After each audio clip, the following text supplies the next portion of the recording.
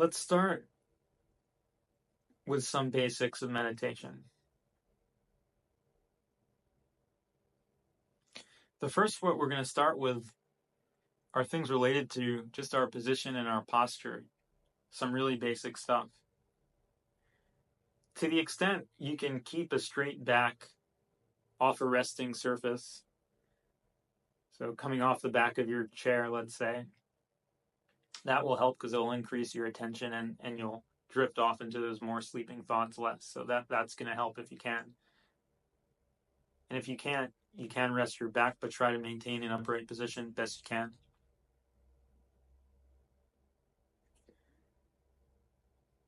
The other thing I want to talk about here as we prepare for meditation are mudras, the hand positions. It's very interesting. Different hand positions can influence our energy and even our thoughts in different ways.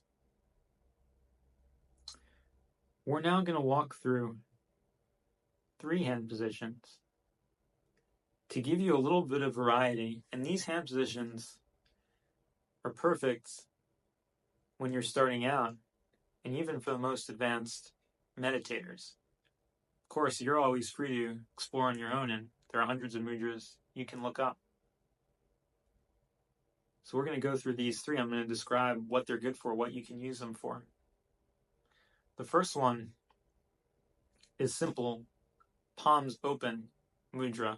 So your hand will just be flat with the palms open, and that can rest one hand on each thigh.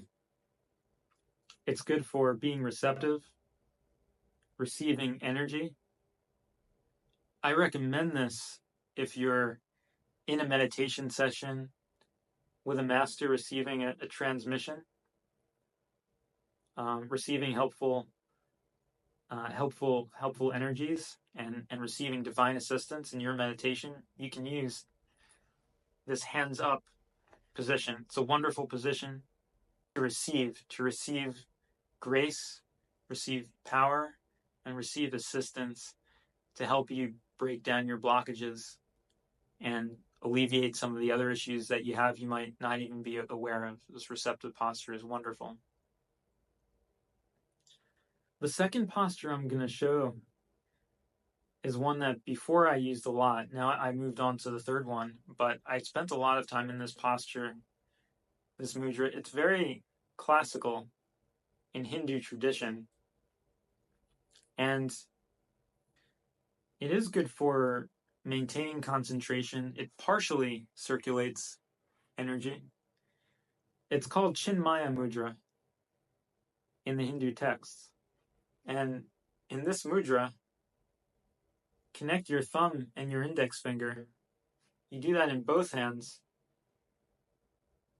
And there are 2 variations, one where it's up, which is the one I mainly used, but it can be used like that, resting on your knees. So the basic one, you're resting on your knees, the hands in that hand position. Very classic position for meditation, and does help maintain concentration and energy flow. Now I'm going to show you the cosmic mudra, and this is the mudra I use now. It's a very interesting mudra, and it's the one I've encountered that maintains the maximum energetic flow because it's connecting the circuits in your hands. So you have energy flowing through your fingertips and your palms naturally. And that increases over time if you do certain exercises, like I have, that energy flow increases. But everybody will have some energy flow. And this is the mudra I found that maximizes that flow and retains that flow to the greatest extent within your body. And it's called the cosmic mudra, but it's been around for a very long time. And in some Buddhist traditions, this is actually the mudra that Buddha was using under the Bodhi tree when he got enlightened. And if you look at some statues of Buddha in meditation, you'll notice a mudra that looks exactly like this. And this mudra connects the thumbs. So the thumbs are very lightly touching each other at their fingertips. And then the fingers of the left hand are resting on top of the fingers of the right hand. So you have the energy of all these fingers connected down here, as well as the thumbs. So you're creating a bridge of energy between both hands and all the fingers at the same time. Whereas Chinmaya Mudra, you're having that energetic bridge between two fingers. The hands are still separate, and these fingers are still separate. I find that this mudra is excellent for maintaining concentration in meditation, if that's what you're trying to do. And a lot of the time, all the time right now, that's exactly what I'm trying to do in meditation. I'm trying to maintain my focus and maintain my energy and use that energy to have my attention where I want it to be. Because where I don't want it to be is on the thoughts, particularly depressive thoughts. I want to have the most energy I can have. So I raise my attention to the highest level so I can decide that I don't want to be engaged in thoughts and I don't want to be engaged in depressive thoughts, and I actually want to be building my focus and expanding my awareness. So cosmic mudra. And you rest this lightly in your lap. In some teachings, you even raise it slightly above your lap and maintain it at the level of your elbows. So kind of straight across the elbows, you're maintaining this. And the reason why some people do that is because it gives you even more edge in maintaining your concentration. There are a couple of nuances in that mudra that are really good for concentration. If you're actively maintaining it at the elbow level, you're not going to be drifting off either to sleep or into thought loops. And if you find it dropping, then you can catch yourself. Now that gets a little bit uncomfortable sometimes, and most of the time I don't do it that way, but what I do is maintain the thumb position with those thumbs lightly touching. And this may just be one reason why the Buddha may have chosen this position historically, because he was meditating under that tree for a really long time. And in Vipassana, in that tradition, they teach that Buddha had such a conviction at that time that he was willing to stay as long as it took. Even if his bones disintegrated, he'd be willing to stay even another 30 years, however long it would take to reach enlightenment. He was so determined. And in that process, I'm sure he didn't want to drift off or let his mind wander or fall asleep.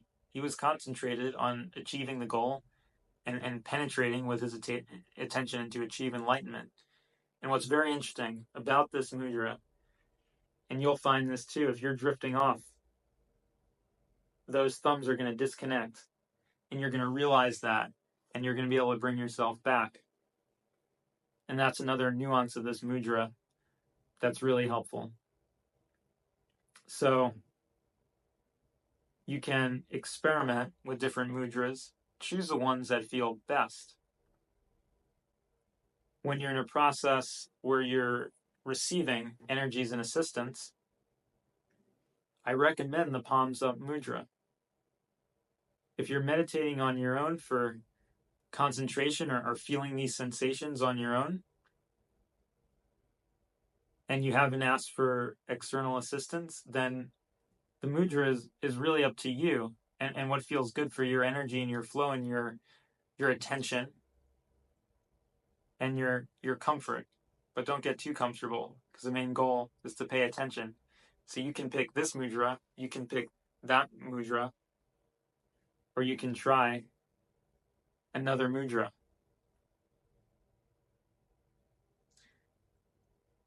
There are some mudras that also send energy upward and influence positivity. And one interesting one looks like that. Nirudanda mudra. I learned it at the Sadhguru ashram in India. It sums up and, sending energy upward. Just the thing is that some of these mudras are hard to maintain for a longer meditation, and that's one of them. It gets kind of uncomfortable to keep your thumb up like that for a really long time. So these mudras could give you a strong basis to start out with, or you're welcome to explore, find your own mudras.